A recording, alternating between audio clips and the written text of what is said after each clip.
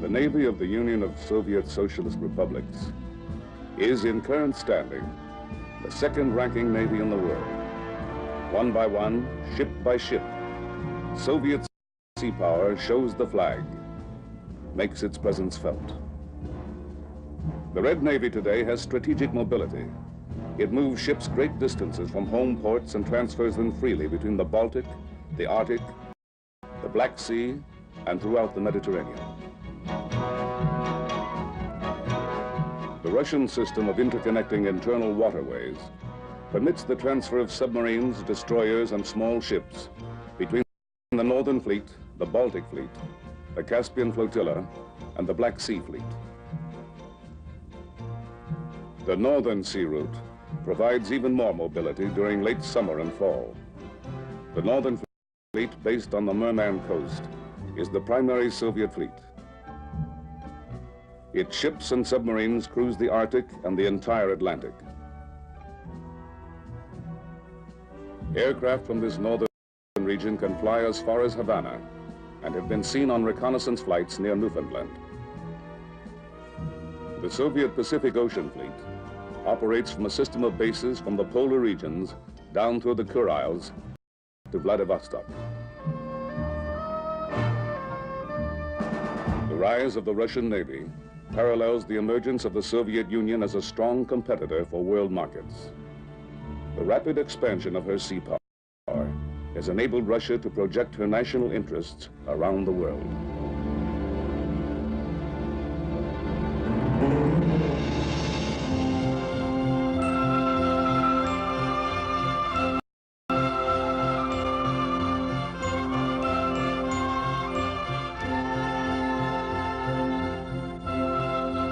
Imperial Russia, under Tsar Nicholas II, a major power and a ranking world naval power.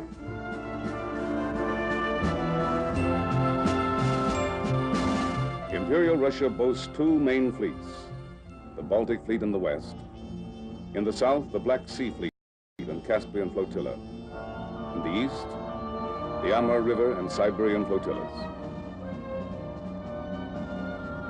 In the Imperial Fleet of World War I, the Tsar can count some 11 dreadnoughts, 12 battleships, 22 cruisers, and at least 56 submarines.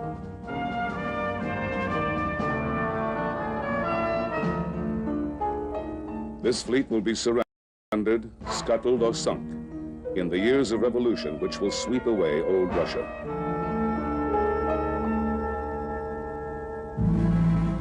The royal family, the Tsar, Tsarina, Crown Prince, and 4 royal princesses. Princess Anastasia, a young girl, roller skating on the deck of the royal yacht.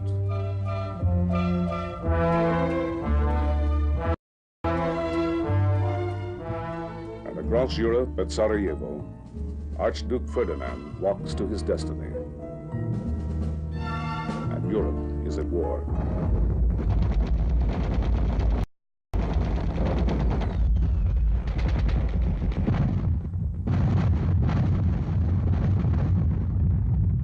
Russia fights a desperate war.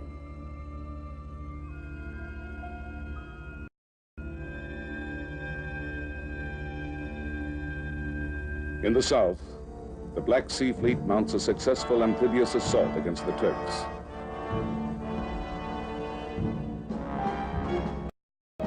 But Russia finds herself cut off in the open Mediterranean by guns and mines in the Turkish Straits. The war is unpopular at home. Leadership at home and on the battlefield is inept. Russia suffers more wounded, missing, and dead than any other combatant. Her casualty rate, 76%. The October Revolution, 1917, highlighted by a Navy revolt. The sailors at Kronstadt Naval Base march on the Winter Palace. In this Soviet film version, the cruiser Aurora, standing off in the Neva, fires on the palace. The revolution is in motion. and within months, the Tsar and his family are murdered. The revolution becomes a civil war. The battle rages for 3 years across the motherland.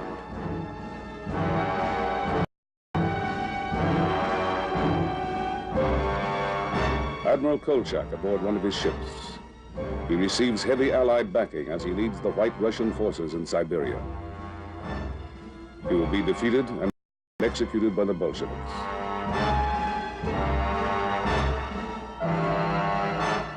One of the most famous sailors of the Revolutionary Navy, sailor hero Dybenko. He addresses his men. He and his comrades will emerge from the Civil War with what a shell of a navy.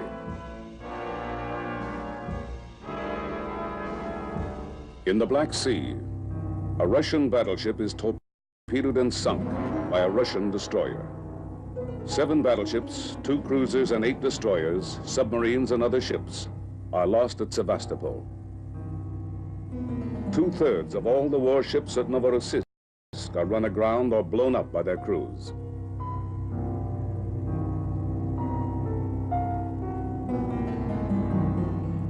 Of the once proud Baltic fleet, only a handful of ships survive.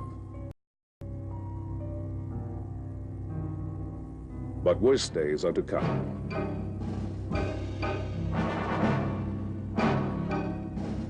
March 1921. Again at Kronstadt. Sailors revolt in a second rebellion, this time against the Bolsheviks, demanding reforms promised by the Bolsheviks but not delivered. In these government films, the Red Army storms the bastion Kronstadt over the frozen Gulf of Finland. The defenders hold off 3 attacks, and when overrun, the survivors are shot. The Navy, dishonored and all but destroyed, stands condemned. And Lenin not only distrusts the Navy, but doubts its usefulness. 1924. Soviet Russia gains recognition from Western powers. But the father of the revolution, Lenin, is dead.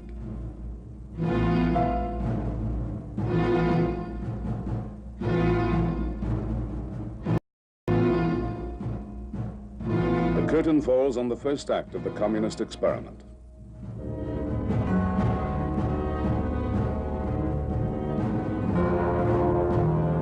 Stalin begins the next act as he sets in motion his iron rule. By 1927, 2 reconditioned Tsarist battleships operate in the Baltic. A small defensive navy begins to emerge. Under Stalin's regime, the first 5-year plan begins in 1928 to build up Russia's industry and her defenses. The Navy receives low priority. Its first new ships are destroyers, torpedo boats, submarines, and cruisers for defense of the homeland. Battleships and aircraft carriers will have to wait for later years.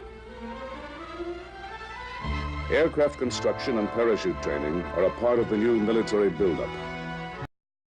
It becomes a public sport as well.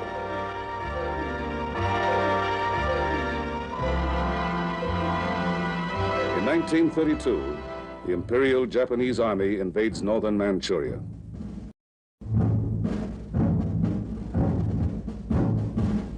Stalin orders the buildup of a Pacific Ocean fleet. 1933, the start of the second 5-year plan. The Soviet Union emphasizes construction of a submarine fleet aimed at becoming the largest undersea force in the world within 5 years. The Stalin White Sea-Baltic Canal is completed. And Stalin is aboard the flagship of the new Northern Flotilla on the first trip from Leningrad to Murmansk. For the first time, the canal offers Russia an exit from the Baltic to the White Sea and to the North Atlantic, free of foreign control. I am very happy today because one of the hopes which I cherished for 16 years has been realized. And I believe sincerely that the most impelling motive that has lain behind the conversations which were successfully concluded yesterday between Russia and the United States was the desire of both countries for peace, the desire for the strengthening of the peaceful purpose of the civilized world. With new naval bases in the Arctic and Pacific, the 17th Party Congress calls for an all-out warship building program as part of the third five-year plan. 3 former Czaris battleships are modernized and fitted with larger caliber main guns. The construction of 6 heavy cruisers is ordered. But old suspicions from Kronstadt still persist. Commanding officers of Imperial Navy background are particularly pressured to conform to communist doctrine. The Commissar, an officer second in rank only to the captain, is aboard each ship to ensure party loyalty. In the 1930s, naval officers regained status and some independence from the commissars. But this is short-lived. The shadow of the Great Purge falls upon the nation and the Navy. The Great Purge, the years of terror. Stalin's enemies, real and imaginary, are executed. Over half of the members of the 17th Party Congress are shot. Hundreds of thousands fall in the bloodbath. And the people, fearful of the truth, must pretend it isn't happening.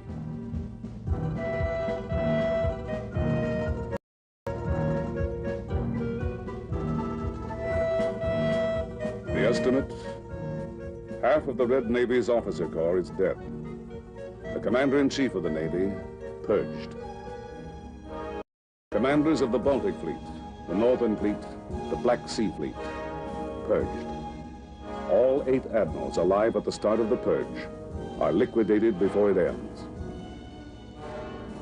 August 24th, 1939. The Soviet Union and Nazi Germany sign a non-aggression treaty.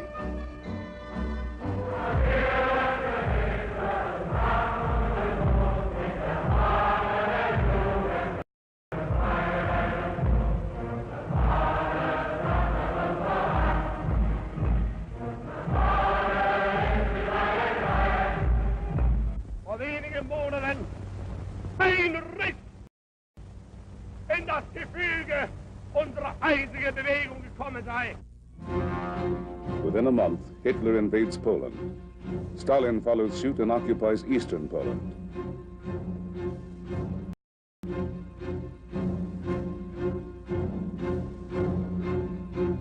Europe is at war. Control of the Baltic is vital.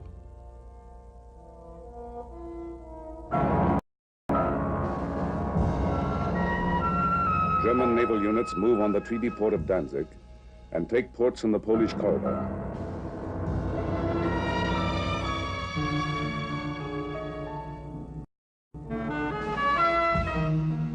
Further north along the Baltic, Stalin forces Latvia, Lithuania, and Estonia to give up bases to the Red Army and Navy.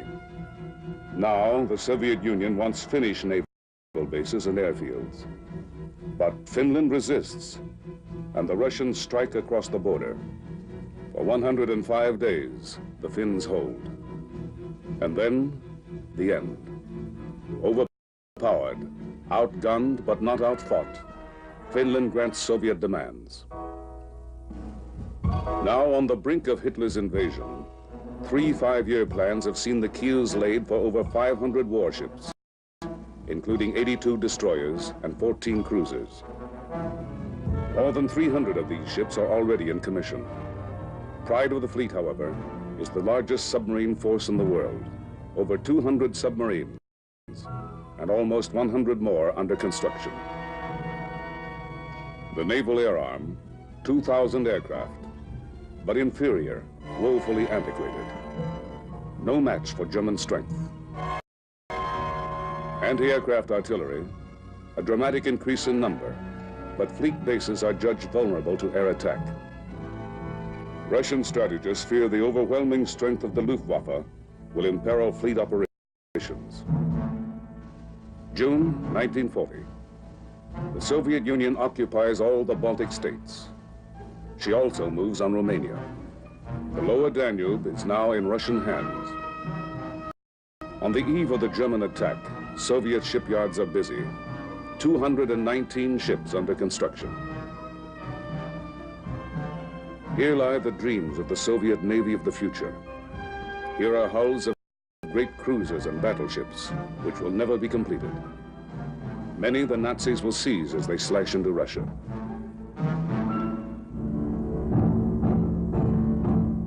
Soviet fleet bases are vulnerable from the land.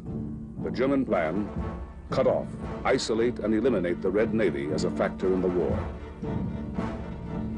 The Navy turns to defense and to amphibious operations in support of the Red Army. The 10th Army Corps is evacuated from the Hanka Peninsula and from Tallinn on the Baltic. In the south, the Black Sea Fleet infantry serve with the Red Army as it is driven toward the Caucasus. Thousands are cut off and taken by the Germans. During the first years of war, Soviet naval operations at sea are confined to minor actions, patrol and supply of bases. In the north, the Finns quickly cut the White Sea-Baltic Canal. With the Germans, they blockade the Gulf of Finland, largely containing the Red Submarine Fleet. A few break the blockade and operate in the shallow Baltic. But throughout the war, Russia's huge submarine fleet is of little use, except for limited action north of Norway and the Arctic. 1944. The Red Army is solidly on the offensive. The Navy supports in over 100 amphibious landings on inland waterways, behind and on the flanks of the enemy. In the south, landings in the Crimea. In the west, the Baltic Moon Sound Island landings, two of the largest Soviet amphibious operations of the war. River flotillas aid the army. They range and control the Danube, the Dnieper, the Volga, and other key waterways. But during all of World War II, major Soviet surface units do not fight a single battle, either in coastal waters or at sea.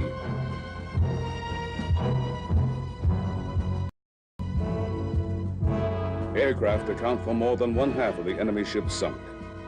Naval aircraft fly over 300,000 sorties and destroy over 5,000 enemy aircraft.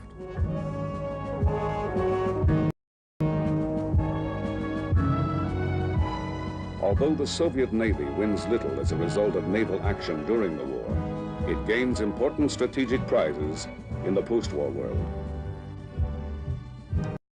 They regain the former Baltic states and all East Prussia, formerly part of Germany. The Black Sea Fleet now controls the mouth of the Danube and enjoys access to ports in the new satellite countries of Romania and Bulgaria. Even though the Soviet Union has fought only 10 days against the Japanese in the Pacific, it now has control of parts of Manchuria, Korea, all of the oil-rich island of Sakhalin, and the strategic Kuril Island chain. But the Red Navy's greatest gain is the opportunity now to finally exploit its long-planned role as a dynamic force in a broadened national strategy. With the fall of Germany and Japan, the USSR is no longer surrounded by powerful maritime enemies. Now she may begin again to rebuild both her economy and her navy.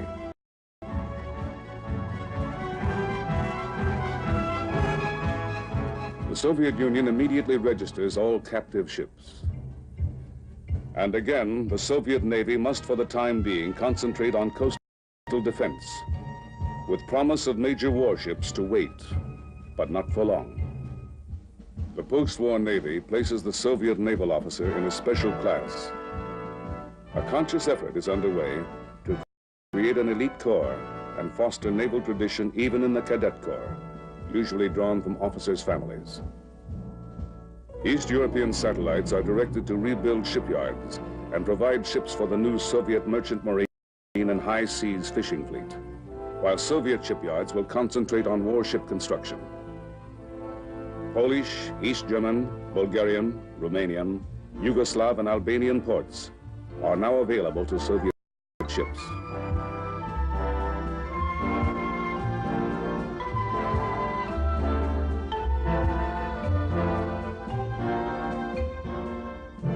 1953, and Stalin is dead.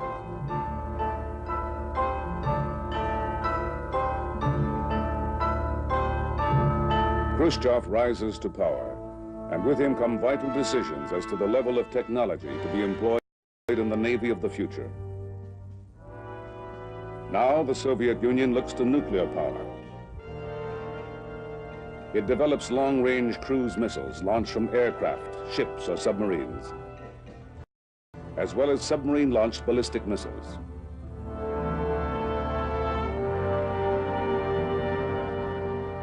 But Soviet sea power progresses in a pattern which recognizes all elements of maritime power.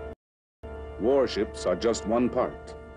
What emerges is a collective national force, a balanced modern merchant fleet, oceanographic service, and high seas navy, all under unified government direction. In the early 60s, the Soviet merchant fleet is in 11th place among the fleets of the world. 1965, the merchant fleet of the Soviet Union now ranks in 6th place. 1968, there are now almost 1,400 seagoing merchantmen. The 1980 goal is to more than double the size of the present merchant fleet.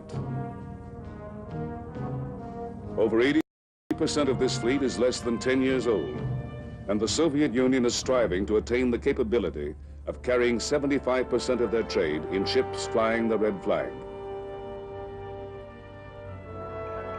These ships call at some 800 ports in 90 countries. To service the world markets for oil, the Russians have over 300 tankers. Western suppliers have been dislodged from their long-established markets by these ships. The Soviet high seas fishing fleet is the most modern in the world. With 4,000 vessels, its catch has more than doubled in the past 10 years. This fishing fleet supplies the needs of a great many emerging African nations: Senegal, Ghana, Nigeria, Congo, Liberia, Sierra Leone, Guinea, and Egypt. Part of this huge state-owned enterprise is stationed in the Atlantic within 100 miles of Boston. Its units operate on station for months at a time. The Soviet oceanographic effort employs over 150 ships and 2,500 scientists and technicians. In the past decade, the Soviet Academy of Sciences has made important gains in Antarctic research. Ice studies and marine life observations are being made in the vast areas of both polar regions. To support the Soviet effort in oceanography, there is an extensive network of marine scientific stations along the vast Soviet coastline. North of Japan, special research attention is given to the Kurile Island chain. To complete this balanced ocean force, the Red Navy under Fleet Admiral Gorshkov is organized in 4 main fleets: the Northern Fleet, the Baltic Fleet, the Black Sea Fleet, and the Pacific Ocean Fleet.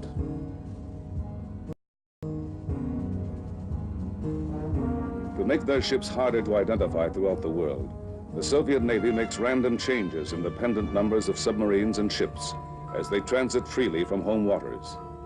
On occasion, numbers are even painted out.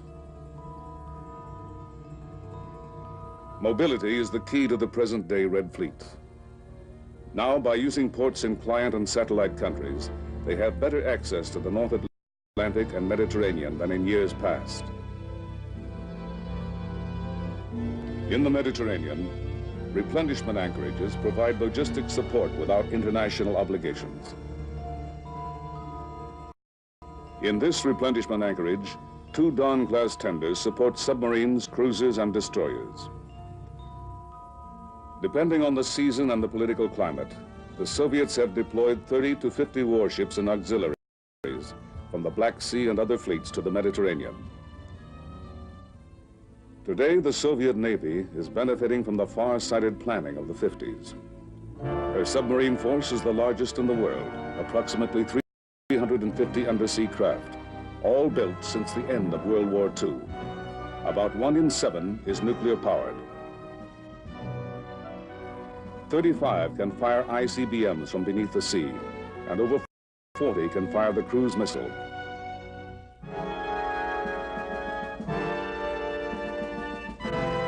The Naval Air Arm has some 800 fixed-wing aircraft, including 150 helicopters and 500 jet bombers, most of which can fire cruise missiles.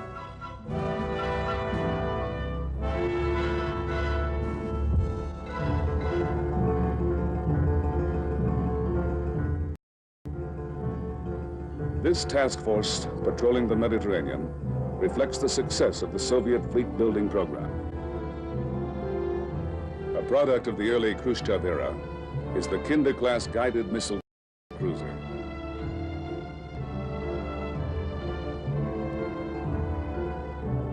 Her armament includes surface-to-air guided missiles for defense of her task force from air attack.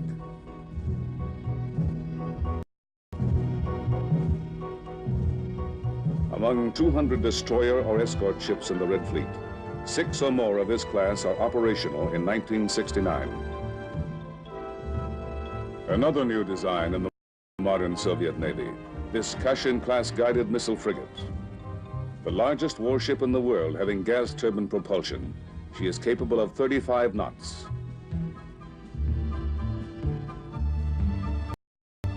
This is Moskva. She is the largest Soviet Navy ship, armed with guided missiles, guns, torpedoes, and helicopters.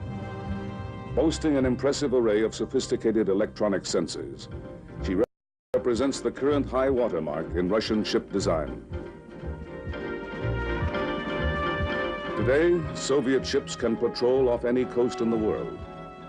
They may be oceanographic research ships, merchant vessels, fishing trawlers, submarines, or surface warships. But they are all part of the same maritime force.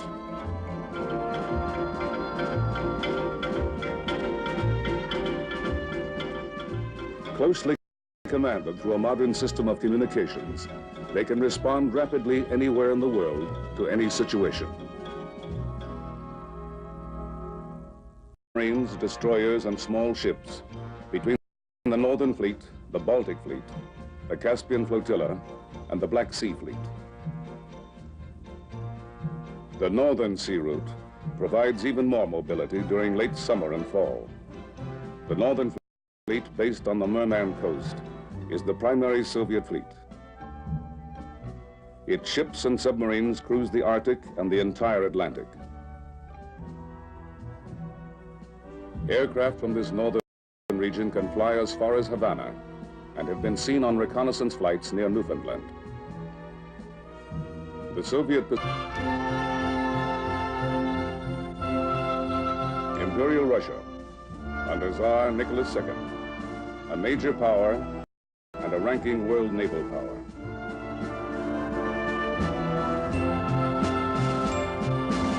Imperial Russia boasts 2 main fleets, the Baltic Fleet in the west. In the south, the Black Sea Fleet and Caspian Flotilla.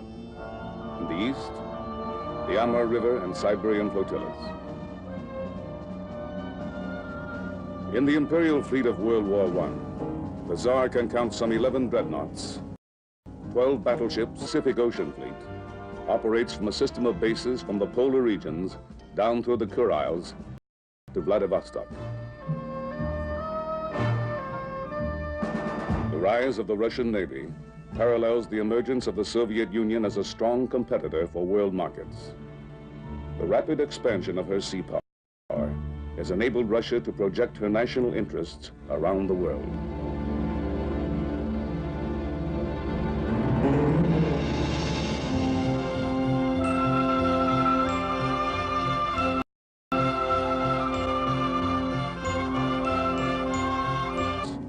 "22 cruisers and at least 56 submarines.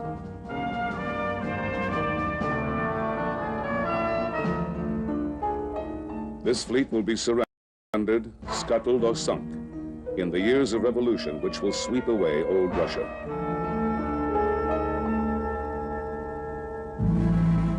The royal family, the Tsar, Tsarina, Crown Prince, and 4 royal princesses. Princess Anastasia, a young girl roller skating on the deck of the royal yacht. The Navy of the Union of Soviet Socialist Republics is, in current standing, the second-ranking Navy in the world. One by one, ship by ship, Soviet sea power shows the flag, makes its presence felt. The Red Navy today has strategic mobility. It moves ships great distances from home ports and transfers them freely between the Baltic, the Arctic, the Black Sea, and throughout the Mediterranean. The Russian system of interconnecting internal waterways permits the transfer of submarines